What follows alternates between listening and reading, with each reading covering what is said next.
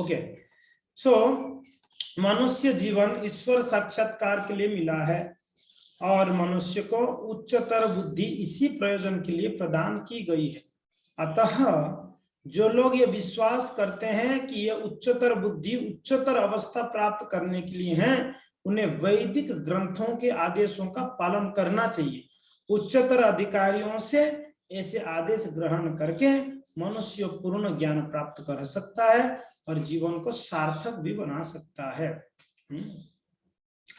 तो पहली बात यहाँ पर प्रभुपाद जी कहते हैं, जो मनुष्य जन्म मिली है, ये मनुष्य जीवन सिर्फ और सिर्फ ईश्वर साक्षात्कार, भगवत साक्षात्कार के लिए मिली है। हाँ, भोग करने के लिए नहीं मिली है मनुष्य जीवन। खास करके मनुष्यों में पशुओं में अगर अंतर ढूंढा जाए तो अंतर क्या है? एक पशु आहार निद्रा भय मैथुनम च सामान्यम एतत् पशुधि नराणाम। शास्त्र में कहा गया है, आहार यानी खाने में, निद्रा यानी सोने में, हाँ, और आहार निद्रा भय यानी अपने आप को रक्षा करने में, और बच्चा उत्पन्न करने में। ये चारों चीज में अगर मनुष्य पशुओं में अगर हम तुलना किया जाए, कंपेयर किया जाए, तो दोनों में सही में ऐसा कुछ अलग नहीं है। हम भी खाते हैं, मनुष्य पशु भी खाता है, हम भी सोते हैं वो भी सोते हैं, हम भी बच्चा पैदा करते हैं वो भी बच्चा पैदा करते हैं, हम भी अपना रक्षा करते हैं वो भी अपना रक्षा करते हैं। तो उसमें कोई अंतर नहीं है मनुष्यों में और इसमें पशुओं में। मगर अंतर क्या है? प्रभुपाद जी कहते हैं अंतर इतना ही है, मनुष्य जो है वो भगवान को समझ सकता है, भगवत साक्षात्कार कर सकते हैं, पशु इसको नहीं कर सकते हैं। मगर यहाँ तक कुछ पशु की योनि में भी भगवत साक्षात्कार किए हैं। जैसे प्रभु रामचंद्र की लीला में जाम्बवन महाराज है, वो भालू के शरीर में है, फिर भी भगवत साक्षात्कार हुई। हनुमान जी महाराज एक बंदर की शरीर है, मगर उनको भी भगवत साक्षात्कार हुई, महान भक्त बने हैं, है कि नहीं है? सुग्रीव जी वो भी महान भक्त बने हैं। तो गिलेरी भक्त बना है, कौन है? जटायु जी भक्ति किए हैं। तो हम देखते हैं कुछ भगवान की कृपा से कुछ पशु पक्षी भी भगवान का भक्ति भगवत साक्षात्कार कर पाते हैं। तो हम मनुष्य हैं तो क्यों ना भगवत साक्षात्कार कर पाए? बिल्कुल करनी चाहिए। तो प्रभुपाद जी कहते हैं ये मनुष्य को भगवान ने उच्च बुद्धि दी है, सोचने का समझने का बुद्धि दिया गया है। तो मनुष्य क्या करते हैं? उस बुद्धि को गलत जगह पे इस्तेमाल करते हैं। कहाँ? कैसे बॉम्ब बनाया जाए, कैसे दुनिया को लूटा जाए, कैसे दूसरों को नीचे गिराया जाए, इसी में दिमाग लगाते हैं। हाँ, संसार में यही होता है ना। हाँ, कोई आगे बढ़ा तो उसको नीचे गिराने के लिए हम ऐसा क्या करें कि वो नीचे गिर जाए, मैं ऊपर चढ़ जाऊं। और इससे अच्छे से अच्छा बॉम्ब कैसे बना जाए ताकि दूसरा देश को हम जो है परास्त कर सकें। ये सब राक्षस मेंटालिटी है। अपनी बुद्धि को वो लोग गलत जगह पे इस्तेमाल किया है, इसको कहते हैं राक्षस मेंटालिटी। अगर हमारा इंटेलिजेंस को अगर हम दूसरों की हित के लिए करते हैं तब तो सही है।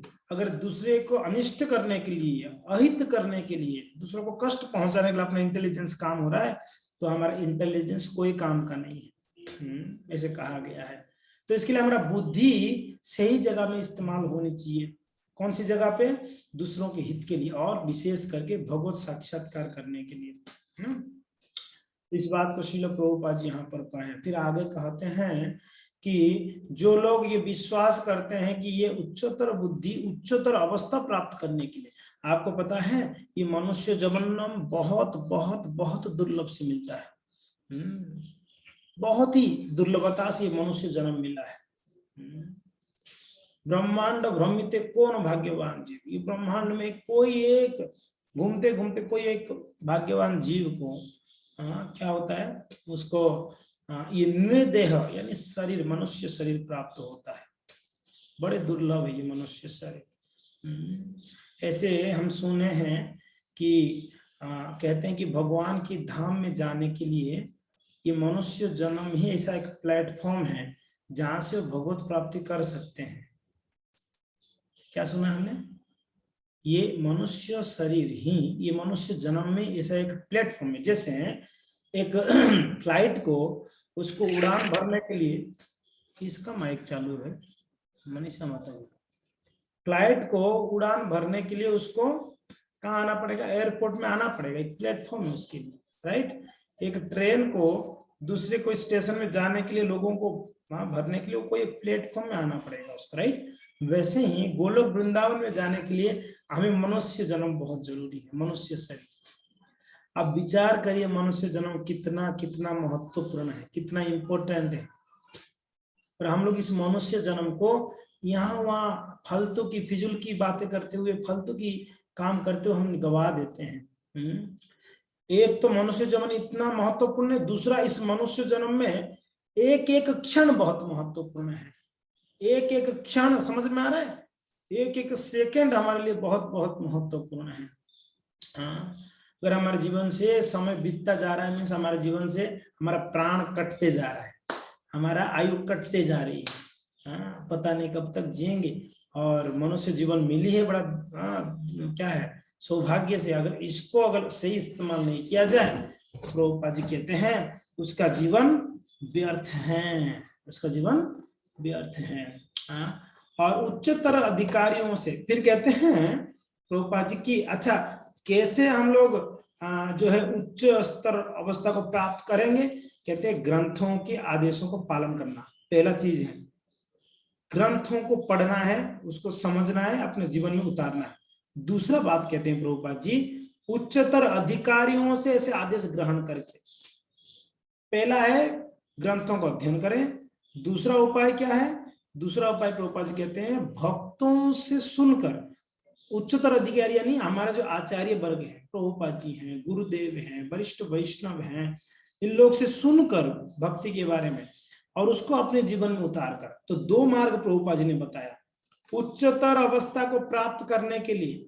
उच्चतर अवस्था को प्राप्त करने के लिए दो उपाय है। पहला उपाय है ग्रंथों को, शास्त्रों को अध्ययन करें। दूसरा उपाय है भक्तों के मुख से श्रवण करके उसको अपने जीवन में उतारें। ये दो उपाय है जिसके द्वारा हम भक्ति में आगे बढ़ सकते हैं, हम एक उच्चतर अवस्था को प्राप्त कर सकते हैं, है कि नहीं। हमारा कॉन्शियसनेस ऊपर करनी है जी, हमारा विचारधाराएं, हमारा क्या बोलते हैं, हमारा कॉन्शियसनेस, हमारा भावना है, कृष्ण कॉन्शियसनेस, कृष्ण भावनामृत, हमारे भावनाओं को ऊपर करना है। तो ये श्रील प्रभुपाद जी ने हमें उपाय बतलाया। तो आगे पढ़ते हैं प्रभुपाद क्या कहते हैं। श्रीमद् भागवतम में श्रील सुखदेव गोस्वामी, सुत गोस्वामी उचित मानव धर्म का वर्णन इस प्रकार करते हैं। क्या है, धर्मस्यापवर्गस्य नार्थोपकल्पते, नार्थस्य धर्मकान्तस्य कामलाभाय स्मृतः। बहुत अद्भुत श्लोक है, भागवत का पहला स्कंद का दूसरा अध्याय का 9वां नंबर श्लोक है। सारे धर्म निश्चित रूप से चरम मुक्ति के लिए हैं, उनका उपयोग कभी भी भौतिक लाभ के लिए नहीं करनी चाहिए। साथ ही कहते हैं ना, धर्मस्य आपवर्गस्य ना अर्थ उपकल्पते, हम धर्म को अर्थ कमाने के लिए नहीं करनी चाहिए। जैसे कई ऐसे लोग मिलेंगे भागवत कथा करते हैं मगर पैसा कमाने के लिए, कई ऐसे लोग मिलेंगे भजन गाते हैं मगर पैसा कमाने के लिए, और लोग भी प्रोफेशनल्स को बुलाते हैं, अरे प्रोफेशनल भजनकार चाहिए हमें, तान झान करने वाला, तो ढोलक बजता रहेगा, थोड़ा हारमोनियम बजता रहेगा, थोड़ा कीपैड बजता रहेगा, थोड़ा तान झान वाला, और गाने वाला थोड़ा बड़ा प्रोफेशनली गाता रहेगा, अच्छा एकदम आलाप देते हुए गाता है। तो वैसे लोगों को चाहिए, सबको ऐसे लोगों को चाहिए। सिंपल अगर कीर्तन किया तो नहीं ये मजा नहीं आया, हमको तो मजा चाहिए। जो इनको मजा चाहिए उसको सजा भी मिलती है, ये भी समझना चाहिए हमें। मजा लेने वाले को सजा भी प्राप्त होती है। तो बहुत सुंदर बात कहते हैं, धर्मस्य आपवर्गस्य, धर्म को, कुछ लोगों का ये पैसा बन गया, पैसा यानी बिजनेस। कुछ लोग गाकर बिजनेस, कई यूट्यूब चैनल से गा के अपने यूट्यूब में डालते और पैसा कमाते हैं, और फेमस होता है, उनको बुलाया जाता है। इस प्रकार की कथाकार हो, कीर्तनिया हो, उनको बुलाकर अगर कीर्तन कथा करे, उसमें हमारा कोई फायदा नहीं होगा। ऊपर से हमारा समय, हमारा पैसा जाएगा 100%। क्या मिलेगा उससे बताइए आप। जिनका लक्ष्य है पैसा कमाना, जिनका लक्ष्य हमें धन चाहिए, तो वैसे लोगों से श्रवण करके, वैसे लोगों से हम कीर्तन सुनकर हमें कुछ भी नहीं फायदा होगा। इसलिए हमारा इस्कॉन में बैन है, इस प्रकार के कथाकारों को बैन किया गया है। इस्कॉन में अगर ऐसा कोई, मान लो इस्कॉन के अंदर ऐसा कोई कथाकार हो तो उनको बैन कर दिया जाता है कि नहीं। तो इसके लिए यहाँ पर बहुत सुंदर बात कहते हैं भागवत में, धर्म को अर्थ कमाने के लिए ना लगाए, ना अर्थस्य धर्मकांतस्य कानो लाभ ही स्मृतः। कहते हैं साथ ही जो परम धर्म के पालन में लगा हुआ है उसे भौतिक लाभ का उपयोग इंद्र तृप्ति के लिए कभी भी नहीं करना चाहिए। क्या कहते हैं? दूसरी बात है, एक तो उनका उद्देश्य ही पैसा कमाना है, ठीक है, दूसरा है उनका उद्देश्य नहीं मगर उनको पैसा मिल रहा है, तो उसको प्रभुपाद जी मीन्स इस श्लोक में कहा गया है उन्हें कभी भी इंद्र तृप्ति के लिए नहीं लगाना चाहिए। उसको मान लीजिए मान सम्मान मिलती है कथा करने से, भजन गाने से, कीर्तन करने से, बहुत अच्छा गाया प्रभु जी, माता जी कमाल का गाया आपने, तो वाह वाह वाह, बस उस ये भी एक प्रकार का सूक्ष्म इंद्र तृप्ति है। हम तो बाहर से बोलते हैं नहीं नहीं ऐसा कुछ नहीं है, बस ऐसे ही है, फिर अंदर से वाह वाह वाह वाह, वेरी गुड, अच्छे से ये जाना मुझे सही में है, तो ये सूक्ष्म इंद्र तृप्ति है। या मान लीजिए हमें कोई दक्षिणा दे और उस दक्षिणा को हमारे इंद्रिय भोग के लिए इस्तेमाल किया रहे, तो ये सूक्ष्म इंद्र तृप्ति है, ये इस प्रकार का इंद्र तृप्ति है। तो प्रभुपाद इस बात को, इस श्लोक को कोट करके हमें यही चेतावनी देते हैं कि किसी को भी धर्म को अर्थ कमाने के लिए या भौतिक भोग के लिए इस्तेमाल नहीं करना चाहिए। हमने देखा है, हम जब पढ़ाई करते थे कॉलेज में तो हम देखा कि हमारे कॉलेज की जो फ्रेंड्स होते हैं वो क्या करते, जब गणेश पूजा, गणेश चतुर्दशी आता है तो क्या करते हैं, चंदा मांगते हैं सबसे। और मैंने देखा कि गाड़ियों को रोक रोक के चंदा मांग, उसमें हम भी शामिल होते थे, हमें उतना ज्ञान नहीं था, चंदा मांगते थे, गाड़ी को रोक करना जबरदस्ती, ये देना पड़ेगा, हम गणेश चतुर्दशी मना रहे हैं, तो लोग देते थे। तो उस पैसा से मुझे पता है क्या करते थे, तो मान लीजिए कि 5,000 जो है कलेक्शन हुई है, तो उसमें गणेश जी का एक मूर्ति 200 रुपए का लेके आएंगे और कुछ ऐसे सजावटी करके बिठा देंगे गणेश पूजा में, और क्या करेंगे बाकी जो लगभग 4-4,500 रुपया रहेगा उसमें नेक्स्ट दिन, गणेश चतुर्दशी के नेक्स्ट दिन दारू लाएंगे, उसमें मांस पकाएंगे, मछली बनाएंगे, अलग अलग प्रकार का भोग विलास करेंगे वो लोग उस पैसे से, पार्टी मनाएंगे। तो वैसे मुझे नहीं लगता है कि हमारे कॉलेज के समय में ऐसे हो रहा था, आज भी ऐसे हो रहा है, कहीं दुर्गा पूजा हो, लक्ष्मी पूजा हो, तो देवी देवताओं के नाम पे, ये धर्म का काम है, धर्म के नाम पे पैसा कलेक्शन करके उसको गलत इस्तेमाल करना, ये बहुत बड़ा धोखा है। तो ये सही बात नहीं है। इसी के लिए आज समाज में धर्म के प्रति लोगों का आस्था हट गई है। क्यों? क्योंकि ना ऐसे कुछ लोग हैं धर्म के नाम पर पैसा कमाकर अपना खुद के इंद्रिय भोग में लगाते हैं उस पैसा को। तो इसके लिए ऐसा संस्था हो जो शुद्ध संस्था, जैसे हमारे इस्कॉन संस्था, क्योंकि ना हम इस्कॉन से जुड़े तो हमें पता है इतना सालों से इस्कॉन कैसा संस्था है। हम मूर्ख तो नहीं है लोग के इस्कॉन संस्था में जुड़कर बस भावुकता में आके पैसा दे रहे हैं। हम देखा इस्कॉन में 1-1 रुपए का हिसाब किताब है। मान लीजिए आपको 10 साल पहले कहीं 100 रुपया दिया होगा, तो आप बोलोगे कि 10 साल पहले मैं अमुक डेट में 100 रुपया दिया था, मुझे हिसाब बताओ, तो आपको निकाल के बताया जाएगी, देखो ये आपका 100 रुपया इसमें यूज हुआ है भगवान की सेवा में। इतना पक्का अकाउंटिंग है, मैंने देखा, मैंने खुद किया हूँ अकाउंटिंग, इसलिए मुझे पता है। और मंदिर का अध्यक्ष होने के नाते हम पूरा एक एक चीज को ध्यान रखते हैं, कहाँ खर्चा होती है, कैसे खर्चा होती है। तो ये ऐसे संस्था हो ना तो लोगों का आस्था बढ़ती है ऐसा संस्था को। और गलत संस्था है जो अपना इंद्रिय भोग के लिए पैसा कमाते हैं, उसके कारण लोगों का आस्था हट जाती है। तो इस बात के लिए बहुत ध्यान रखना चाहिए। फिर प्रभुपाद जी आगे कहते हैं, पढ़ते हैं, मानव सभ्यता का प्रथम चरण है और शास्त्रों के अनुसार आदेश अनुसार धर्म का आचरण। मानव सभ्यता का प्रथम चरण क्या है? शास्त्र का आदेशों को पालन करना। मनुष्य की उच्चतर बुद्धि को मूलभूत धर्म समझाने के लिए प्रशिक्षित करनी चाहिए। मानव समाज में अनेक धार्मिक धारणाएं हैं जो हिंदू, ईसाई और हिब्रू, मुसलमान, बौद्ध इत्यादि नामों से वर्गीकृत होती हैं, क्योंकि धर्म के बिना मानव समाज पशु समाज है। शास्त्र में क्या कहा गया है? कहते हैं आहार निद्रा भय मैथुनम च सामान्यमेति पशुभिनराणाम धर्मो ही एको अधिको विशेष। एक इस धर्म ही है जो विशेष है, मनुष्य और पशु में अंतर करता है। धर्म नहीं है तो मनुष्य में पशुओं में कोई अंतर नहीं है, सेम है। अगर धर्म एक चीज ऐसा है तो मनुष्य को पशु में अंतर कर देगा, अलग है। तो धर्मो ही एक अधिको विशेष। फिर आगे कहते धर्मेण ही न पशु भी समान। अगर धर्म के बिना मनुष्य क्या है, पशु के समान है। धर्मेण ही न पशु भी समान, पशु के समान ही है। तो यहां पर भी इस बात को कहते हैं कि अनेकों प्रकार के धर्म बनाया गया है, भले ही वो चीटिंग धर्म क्यों ना।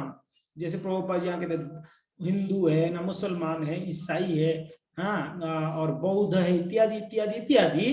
तो ये सारा धर्म है। बोलते कि धर्म इसके लिए है क्योंकि समाज, मानव समाज पशु समाज से बेहतर है, इसको पता लगाने के। अगर धर्म ना हो तो कोई अंतर नहीं है। जैसा कि ऊपर कहा गया है, धर्मस्य आपवर्गस्य नार्थ अर्थ योपकल्पते। धर्म तो उत्थान के लिए है, रोटी पाने के लिए नहीं। प्रभुपाद एकदम स्ट्रिक्ट बोल रहे हैं, रोटी कपड़ा मकान के लिए धर्म को इस्तेमाल नहीं करना चाहिए। कभी कभी मानव समाज तथाकथित धर्म की पद्धति का निर्माण कर लेता है जिसका उद्देश्य भौतिक उत्थान होता है, लेकिन ये वास्तविक धर्म के उद्देश्य से बहुत दूर होता है। ठीक है, धर्म ईश्वर के नियमों का बोध कराता है, क्योंकि इन नियमों को सही ढंग से संपन्न करने पर मनुष्य भवबंधन से छूटने की दिशा पर अग्रसर होता है। यही धर्म का असली प्रयोजन है। बहुत सुंदर बात है। धर्म का असली प्रयोजन क्या है? अगर कोई पूछे धर्म का असली प्रयोजन क्या है, तो उसका प्रयोजन क्या है? धर्म ईश्वर के नियमों को बोध कराता है, क्योंकि इस नियमों को सही ढंग से संपन्न करने पर मनुष्य भवबंधन से छूट पाता है, भवबंधन से छूटने की दिशा में अग्रसर होता है। यही जो है धर्म का असली प्रयोजन। ठीक है जी। कोई पूछे धर्म का असली प्रयोजन क्या है, उसका असली प्रयोजन यह है कि एक जीव को वो क्या कर सकता है, उसको भवबंधन से छूटने का दिशा दिखा सकता है, भवबंधन से छूटने का दिशा दिखा सकता है। और इसके अलावा और किसी के लिए भी धर्म को उपयोग किया जाए तो क्या हो जाएगा, ढोंग हो जाएगी, और फिर गड़बड़ होगा, तो फिर सही है ना हिमालय प्रभु। हाँ,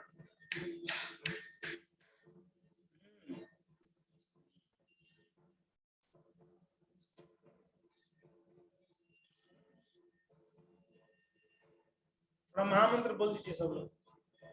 हरे कृष्णा कृष्णा कृष्णा हरे हरे, हरे राम राम राम हरे हरे।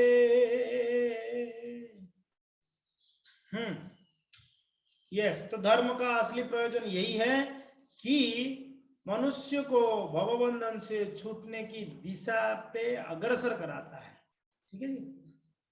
आगे, दुर्भाग्यवश लोग अत्याहार के वशीभूत होकर धर्म को भौतिक संपन्नता के लिए स्वीकार करते हैं, लेकिन असली धर्म लोगों को कृष्ण भावनामृत का अनुशीलन कराते हुए जीवन की कम से कम आवश्यकता को तुष्ट होना सिखाता है। भले ही हमें आर्थिक विकास की आवश्यकता हो, असली धर्म तो भौतिक अस्तित्व बनाए रखने के लिए कम से कम आवश्यकता को प्रदान करने मात्र की अनुमति देता है।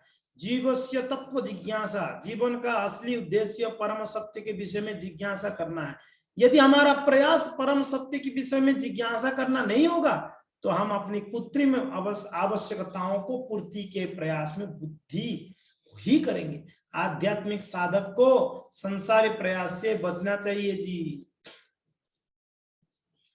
कोई व्यक्ति अगर आध्यात्मिक प्रगति करना चाहता है तो उसे साथ साथ में संसार की चीजों की लोभ से बचना भी चाहिए, है कि नहीं है?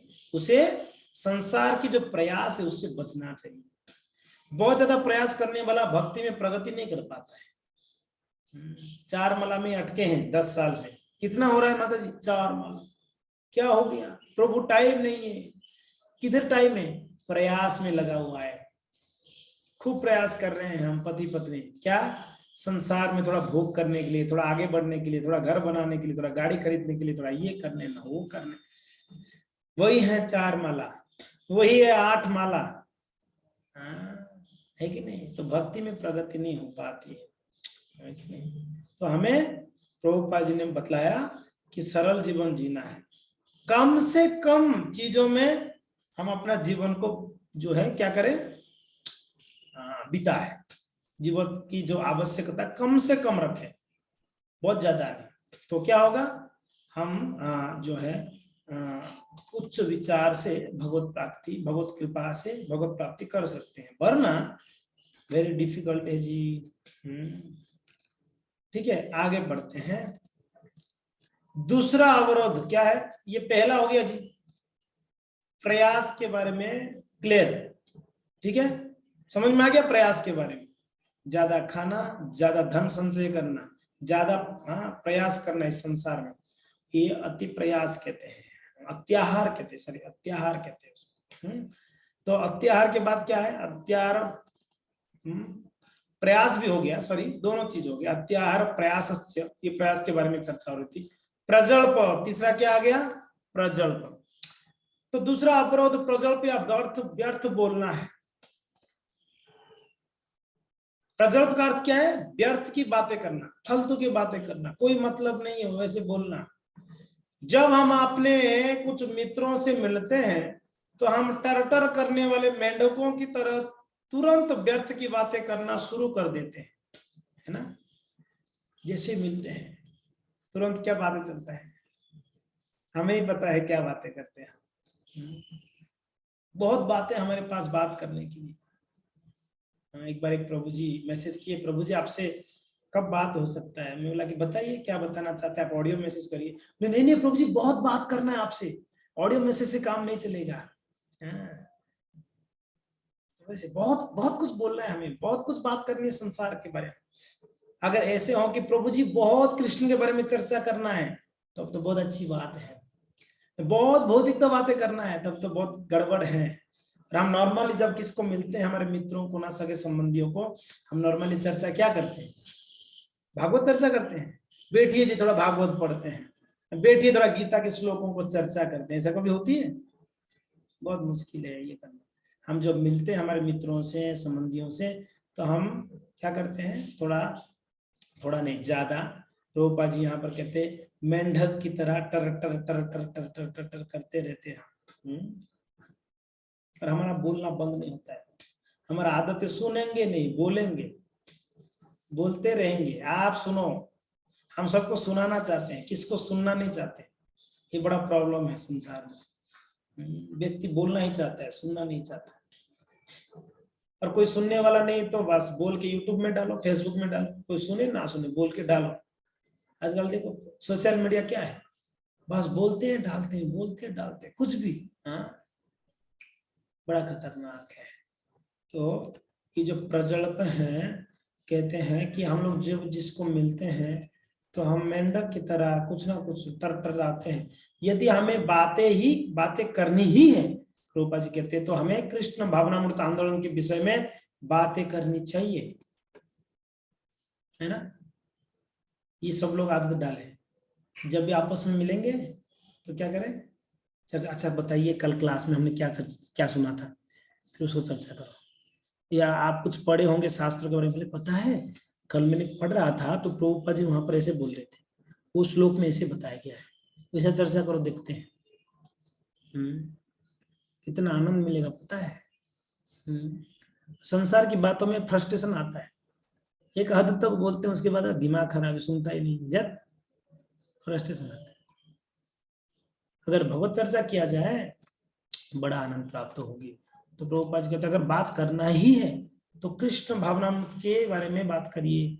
जो लोग कृष्ण भावनामृत आंदोलन से बाहर हैं वे ढेरों समाचार पत्र, पत्रिकाएं, उपन्यास पढ़ते हैं। पहले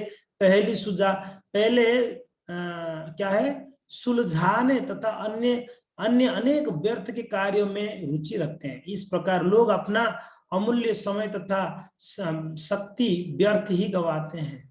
सही बात है ना? प्रभुपाद जी कितना बढ़िया बात कहते हैं, एकदम सटीक बात है। लोग क्या करते हैं, सुबह सुबह न्यूज़पेपर पढ़ते हैं 1 घंटा न्यूज़पेपर में, फिर ऑफिस में जाएंगे मैगजीन पढ़ेंगे, फिर किसी से ना बातें करेंगे, हाँ ये सारे चीजें, और किसी की, हाँ, और कहते हैं पहेली सुझाते हैं, पहेलियां सुझाते हैं।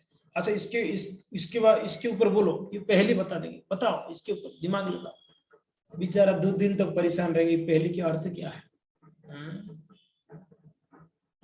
ये क्या क्या बोले इस पहेली को, मुझे समझ में नहीं आ रहा। 2 दिन चला।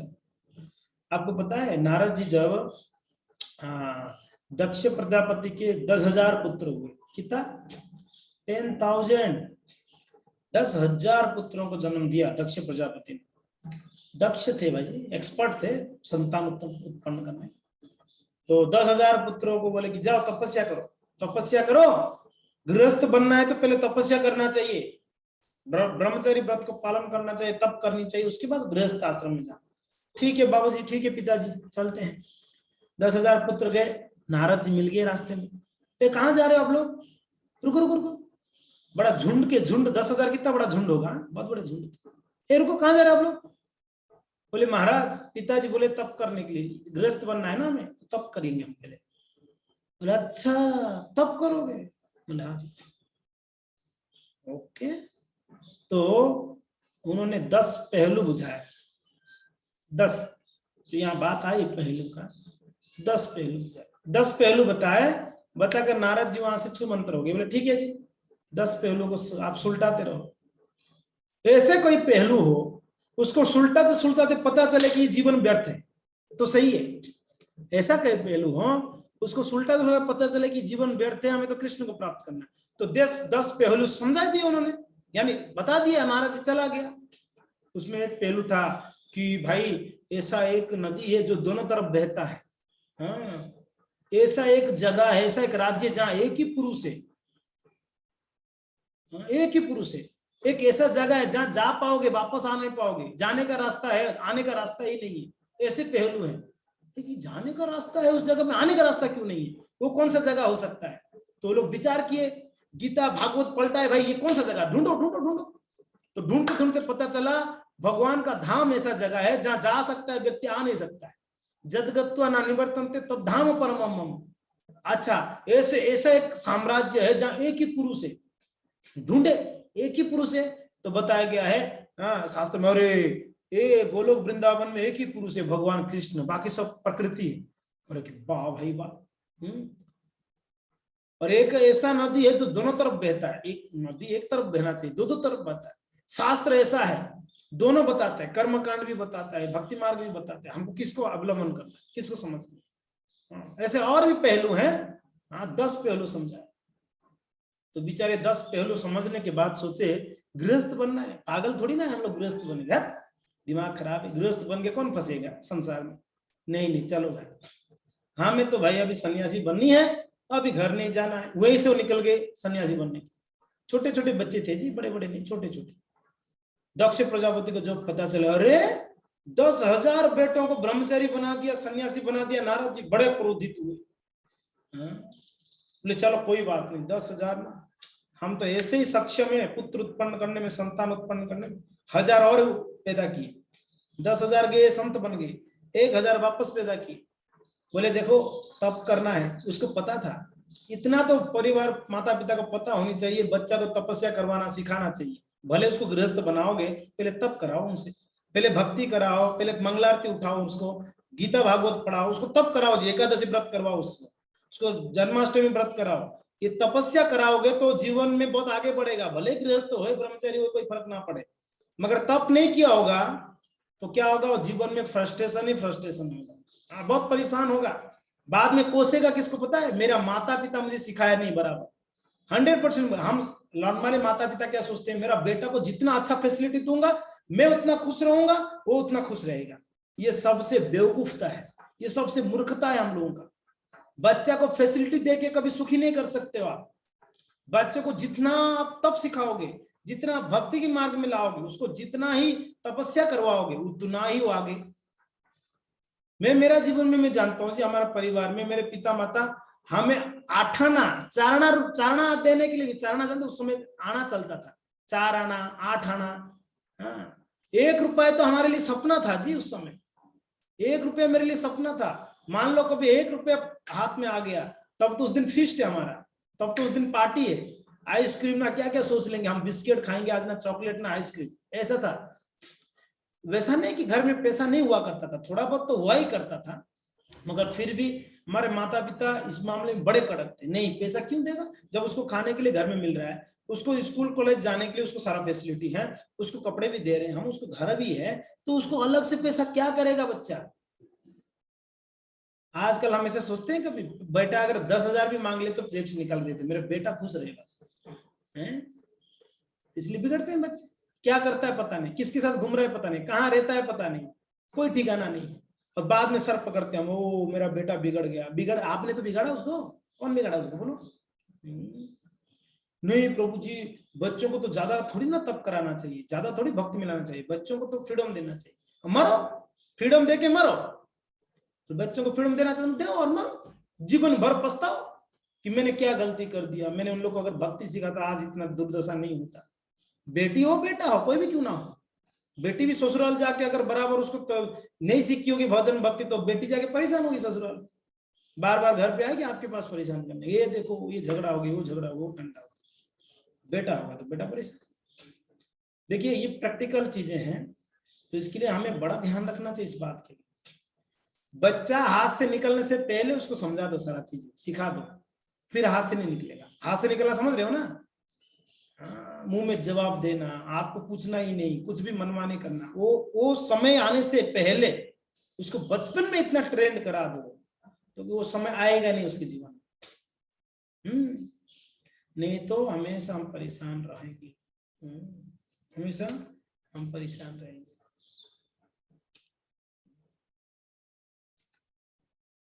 Be careful. तो बहुत जरूरी है तपस्या। तपो दिव्यम पुत्र का जेन शुद्धेत सत्वम, शुद्धेत सत्वम। तो इसके लिए हमारा ये अमूल्य समय है, उसको गवानी नहीं है, है कि नहीं है, उसे गवानी नहीं है, फालतू चीजों में लगानी नहीं है। जब अवसर प्राप्त हो भगवत भक्ति में लगाए।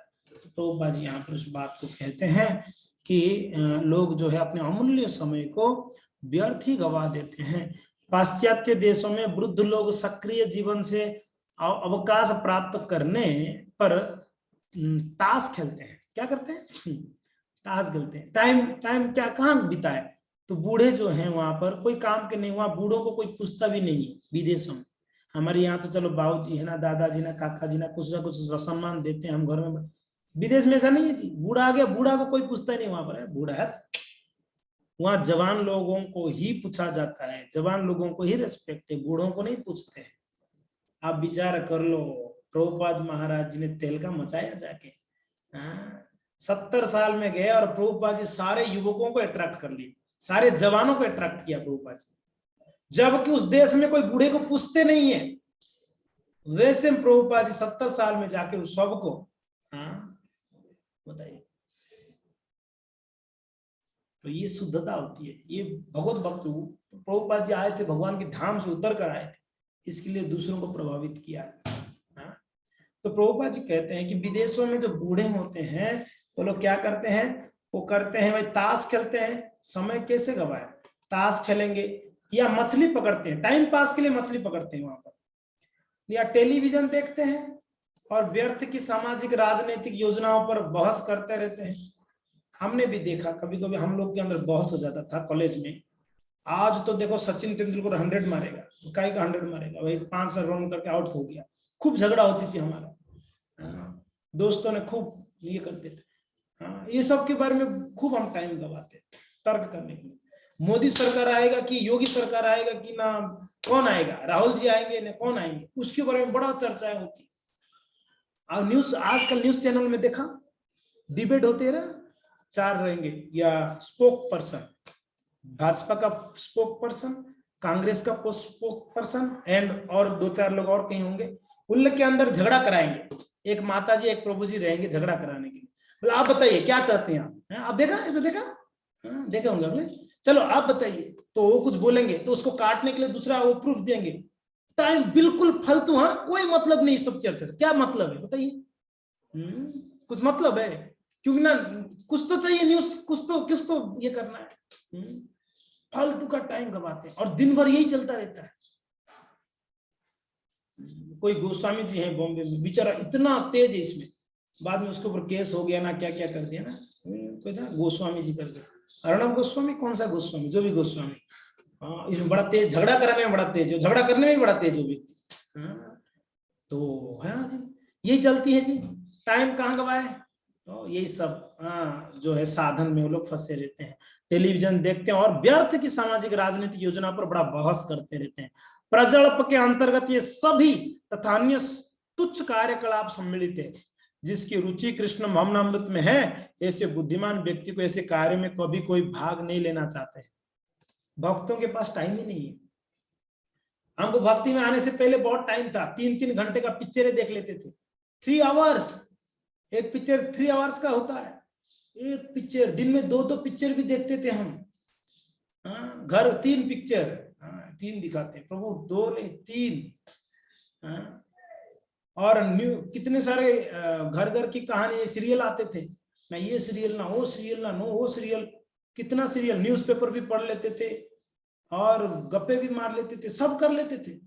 टाइम ही टाइम, भक्ति नहीं आने के बाद टाइम ही नहीं है यार। टाइम कहाँ मिलता है, मंदिर आने के लिए टाइम नहीं मिलती, इतना सेवाएं घर पे रहता है ना, ये करो ना, ये प्रभु जी लोग रोज टर्चर भी करता है, सुबह सुबह उठो करके बोलते हैं लोग ना, जप करने बोलते हैं, भागवत गीता पढ़ो, कितना टर्चर करते हैं। तो हमारा टाइम तो यही लेगी ये लोग, हमारा दिन का तो 12 घंटा यही ले लेते, क्या हम लोग फालतू का बात करने के टाइम किसके पास है? सही बात है ना। आप बताओ, टाइम मिलता है? आप सच बताओ, भक्ति में आने का टाइम है हमारे पास? टाइम कहाँ है? अरे टाइम मिलेगा तो 2-4 माला एक्स्ट्रा जप लेंगे, फालतू का बात कौन करे? इरिटेशन होती है। कोई अगर फालतू का बात शुरू करता है तो दिमाग खराब हो जाए, क्या फंस गया यार, दिमाग खराब। फालतू का टाइम मिलेगा 2-4 माला साइड में जाके जप लूं यार, कहाँ फंस गया? टाइम ही नहीं भक्तों के पास, और लोगों के पास टाइम ही टाइम, इसी के लिए टाइम है, इसी के लिए ही टाइम है। प्रभुपाद कहते हैं भक्ति में रुचि रखने वाला कभी भी फालतू चीजों में रुचि नहीं देगा। ये सारा फालतू चीजों में, फालतू बातों में वो मन नहीं लगाएगा, उसके पास टाइम ही नहीं है जी। ठीक है, ये हो गया प्रजल्पो, बड़ा खतरनाक है। प्रजल्प नहीं करना है, फालतू बातें नहीं करना है। हमारा कभी कभी आदत है बोलना चारों करे, प्रभु जी ऐसे ना वैसे की ना, 15 मिनट तो प्रभु जी को बोलने नहीं देंगे, बोलते रहेंगे। माता जी बस अभी रुक जाइए, प्रभु जी प्लीज वेट, कुछ मैं भी सुनाता हूँ, रुक जाओ। तब जाके बोलते ओके प्रभु। आदत है ना हमारा, बोलना बहुत आदत है। बहुत ध्यान रखना चाहिए। कई वरिष्ठ भक्त आते तो उनके सामने जब जाते शुरू हो जाते हैं कि ना प्रभु जी ना ये है ना वो है, ना ये है ना वो। अरे बाबा, जब वरिष्ठ भक्तों को मिलते हैं तब उनसे सुनना चाहो, उनको एक प्रश्न कर लो, चुप हो जाओ, अभी उनसे सुनो ना। बस हम चालू कर देते ना, हमारे घर पे ये प्रॉब्लम है प्रभु जी, ना महाराज जी ये है ना वो है। ऐसे नहीं करना चाहिए। जब वरिष्ठ भक्तों को मिलते हैं, कोई सन्यासी महाराज आते हैं, उनको जब मिलते हैं ज्यादा प्रयास करो कि उनसे क्या सुने। उनकी एक एक वाणी हमारे हृदय को पवित्र करने वाला होता है, उनका एक एक शब्द हमारे हृदय को पवित्र करने वाला होता है। तो इसलिए हमारा प्रयास करें कि उनसे सुने। हाँ, अगर कोई जिज्ञासा, उनको जिज्ञासा कर लो, उसके बाद उनसे सुनो। हमारा आदतें हैं, प्रजल्प करने का आदतें हैं। कम बोले, मैंने बताया था ना, कम बोले ज्यादा सुने, ये आदत डाले हमेशा। कम बोले, व्यर्थ की बातें बिल्कुल ना बोले। बाचो बेगम में चर्चा किए थे हम लोग ने, बाचो बेगम के समय पर व्यर्थ की बातें ना करें। जो जरूरत नहीं हुआ क्यों बातें करना है फालतू का, बताइए। हंसी मजाक, जब जहां जरूरत नहीं वहां भी हंसी मजाक, क्या जरूरत है? कुछ लोगों का आदत है हर चीजों में हंसी मजाक। अच्छा है, जॉली नेचर बहुत अच्छी बात है, मगर फालतू की हंसी मजाक की। हाँ चलो कभी कभी ठीक है, मगर फालतू के हर समय पर हंसी मजाक, वैसे व्यक्ति कभी गंभीर नहीं हो पाता है। कभी सीरियस नहीं बनता है भक्ति में, उसका जीवन हंसी मजाक में चला जाएगा, फिर वो सीरियस नहीं हो पाएगा। तो हमें गंभीर विषय जब होती है तो गंभीर होना चाहिए, जब हंसी मजाक की बात हंसी मजाक करे जी। तो इसके लिए बहुत ध्यान देना चाहिए प्रजल्प में, ठीक है। फिर आगे कहते हैं जनसंग का अर्थ है कृष्ण भावनामृत में रुचि ना रखने वाला व्यक्तियों की संगति करना, उसको कहते हैं जनसंगस्य। अभक्तों की संगत करना, श्री चैतन्य महाप्रभु कहते हैं, हाँ कहते हैं कि असत संग त्यागो ही वैष्णवाचार। वैष्णवों का सबसे बड़ा आचरण यह है कि वो अभक्तों की संगत से दूर रहता है, अभक्तों की संगत से दूर रहता है। प्रभुपाद इसको क्लियर करते हैं, आगे हम पढ़ लेते हैं। मनुष्य को चाहिए कि ऐसे संगति से सर्वथा दूर रहें। अत्यवशील नरोत्तम दास ठाकुर कहते हैं, ठाकुर ने हमें केवल कृष्ण भावनामृत भक्तों की संगति में यानी भक्त सन्निवास रहने का परामर्श देते हैं। मनुष्य को चाहिए कि वो भगवत भक्तों की संगति में रहकर सदैव कृष्ण की सेवा में संलग्न रहे। समान व्यापार में संलग्न व्यक्तियों की संगति व्यापार में उन्नति के लिए लाभप्रद होती है। फलस्वरूप भौतिकतावादी लोग अपने प्रयासों को बढ़ाने के लिए तरह तरह के संगठन तथा क्लब बनाते हैं। उदाहरण के लिए व्यापार जगत में स्टॉक एक्सचेंज और चैम्बर ऑफ कॉमर्स जैसी संस्थाएं पाई जाती है। इसी प्रकार हमने अंतरराष्ट्रीय कृष्ण भावनामृत संघ स्थापित किया है, जो लोगों को अवसर प्रदान करता है कि वे उन लोगों की संगति करें जो कृष्ण को भूले नहीं। हमारे इस्कॉन आंदोलन द्वारा प्रदत्त यह आध्यात्मिक सानिध्य दिनों दिन बढ़ता जा रहा है। विश्व के विभिन्न भागों से अनेक लोग अपने सुप्त कृष्ण चेतना को जागने के लिए इस संघ में सम्मिलित हो रहे हैं। कितना सुंदर बात प्रभुपाद जी कहते हैं, उदाहरण देते हैं कि लोग संघ बनाते हैं। क्या है नाम प्रभुपाद जी ने क्या देते हैं, कहते हैं व्यापार जगत में स्टॉक एक्सचेंज या चैम्बर ऑफ कॉमर्स, इस प्रकार का उनका संघ होता है। उसमें आप जाओगे तो आप अच्छा बिजनेस कैसे करोगे वो आइडियाज मिलते हैं उन लोगों से, अच्छा और प्रोत्साहन मिलता है अच्छा बिजनेसमैन बनने के।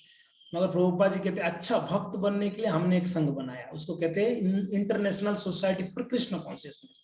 तो ये संघ में प्रभुपाद जी कहते हैं कि अनेकों जगह से लोग जुड़ रहे हैं, अनेकों जगह से लोग जुड़ रहे हैं और वो अपने जीवन की जो सही मार्ग में प्रगति भी कर रहे हैं।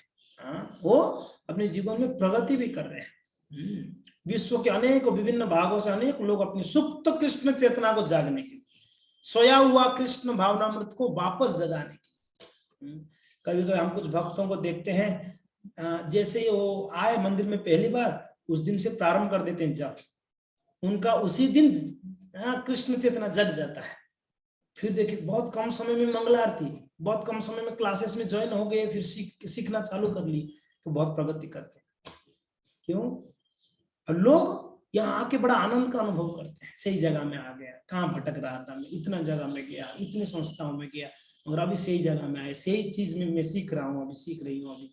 तो ये कृष्ण भावनामृत में जुड़कर लोग आनंद को प्राप्त करते हैं, अपना सोया हुआ जो कृष्ण भक्ति को उसको जग जाता है, वो जग जाता है। और इसीलिए है हमें जो है ऐसा संगति में रहनी है, कैसा संगति में रहनी है, भक्तों की संगोष्ठी। परम पूज्य राधा गोविंद महाराज जी कहते हैं कि ऐसा संघ आज ना भूत ना भविष्य, ऐसा कोई संघ बना नहीं था आज तक जो भक्ति वेदांत स्वामी ने बनाया। इंटरनेशनल सोसाइटी, ऐसा सोसाइटी कैसा, ये इंटरनेशनल, ये पूरा विश्व इंटरनेशनल तरीके से एक सोसाइटी बना है। किसके लिए? अंतरराष्ट्रीय कृष्ण भावना, कृष्ण कॉन्शियसनेस, कृष्ण चेतना को बढ़ावा देने के लिए एक संघ बना है। ऐसा संघ कहीं सुना आप लोगों ने? ऐसा कोई संघ नहीं आज तक जो प्रभुपाद जी ने बनाया। अंतरराष्ट्रीय Krishna Bhavanamrita Sangh, International Society for Krishna Consciousness, Krishna चेतना को जो है जगाने के लिए, कृष्ण भक्ति में बढ़ाने के लिए एक संघ है। ये संघ में जो जुड़ेंगे उद्देश्य भी एक ही है इस संघ का, क्या है कि बस लोगों कृष्ण में जुड़े, कृष्ण को समझे, अपने ही सुप्त कृष्ण चेतना को जगाए और भक्ति में प्रगति करे, अंत में वो भगवान को चरण कमलों को प्राप्त करे। इसके अलावा कोई उद्देश्य नहीं है। हम इसके लिए अलग अलग कार्यक्रम है, संडे लॉ फीस्ट है, हम प्रसाद खिलाते हैं ना, हम कीर्तन करवाते हैं अनेकों तरीके से। ये सब किसके लिए? एन केन प्रकारेण मनः कृष्ण निवेशयेत्। जैसे तैसे, किसी को कीर्तन पसंद है तो कीर्तन में भाग लेके वो प्रसन्न होता है, वो भक्ति में प्रगति। किसको जप पसंद है तो जप करने में वो प्रगति कर, किसको कथा सुनने पसंद है उनको कथा दी जाती है, किसको ये सब में रुचि नहीं है, प्रसाद खाने में रुचि तो उसको प्रसाद दी जाती है, और उसमें भी रुचि नहीं तो सेवा करने में रुचि तो सेवा करिए जी। इतना वैरायटी है उनको एंगेज करने के लिए, मगर उद्देश्य है कि सभी को एक ही उद्देश्य, लोग कृष्ण को जोड़ दे, कृष्ण में अपना आप को जोड़ दे, कृष्ण को समझे और भक्ति में प्रगति करे। और ये शुद्ध संस्था है, इसमें और कोई भी इच्छा नहीं है। तो प्रभुपाद जी यहाँ पर इस बात को कहते हैं कि जन संगस्य, यानी हमें अभक्तों की संगति से दूर रहना चाहिए और भक्तों की संगति में ज्यादा रहना चाहिए। जैसा संग वैसा रंग, जैसा संगत होगी हमारा रंग वैसे ही होगी। अगर हम कोई बहुत बड़ा बिजनेसमैन के साथ उठना बैठना करते तो हमारा माइंड भी बिजनेस माइंडेड होगा, हम अच्छा बिजनेसमैन बन सकते हैं उनसे ज्यादा। हाँ, अगर कोई हम टीचर के साथ रहते तो हमारा भी अंदर वो जगेगा कि मैं भी शिक्षाएं दूं लोगों को। वैसे अगर भक्त के साथ रहेंगे तो हम भक्त बनेंगे। अगर बुरा चीज देखा जाए तो अगर कोई बेवड़ा के साथ रहेगा उठना बैठना तो एक दिन वो पीना चालू करेगा ही करेगा। कोई सिगरेट पीने वाला व्यक्ति के साथ आप उठना बैठना तो एक दिन आप भी सिगरेट पियोगे। आपका आदत नहीं था जी, मगर उसके साथ संगत किया ना, उसके साथ रहना उठना चलना फिरना तो आपको सिगरेट पीने का मजबूर कर देगा उस संगत। इसलिए बहुत जरूरी है संगत, सही संगत में रहना चाहिए हमें, और वो सही संगत इस्कॉन प्रदान करता है। इस्कॉन में कोई भी भक्त को मिल लो, कोई अलग अलग बातें नहीं करेगा, कोई हरे कृष्णा बोल रहा है, कोई राम राम थोड़ी बोलता है, कोई ऐसे बोलता है जय माता दी, यहाँ के जय माता जी, कोई बोलता है एक ही बात बोलेंगे हरे कृष्णा। और अगर बात करेंगे तो सब एक ही ज्ञान देंगे जो शास्त्र में बताएंगे, उल्टा पुल्टा ऐसे नहीं बोलेंगे आप। इसको कोई भक्तों से मिलता। हाँ, तो से ही संगत यही है, ये भक्तों की संगत। भक्तों की संगत में रहना है और भक्तों की संगत से दूर रहना है। ठीक है जी, हरे कृष्णा। कोई जिज्ञासा किसी